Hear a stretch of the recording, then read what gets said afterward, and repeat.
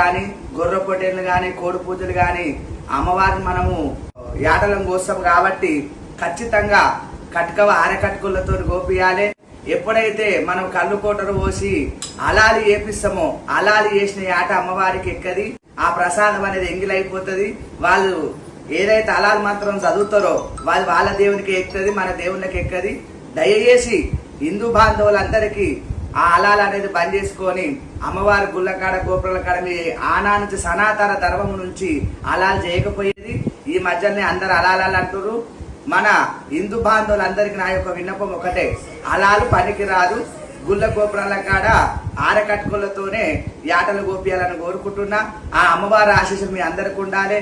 అమ్మవారి ఆ కృపా కటాక్షము అందరికి ఉండాలని మనసు పూర్తి కోరుతున్నా.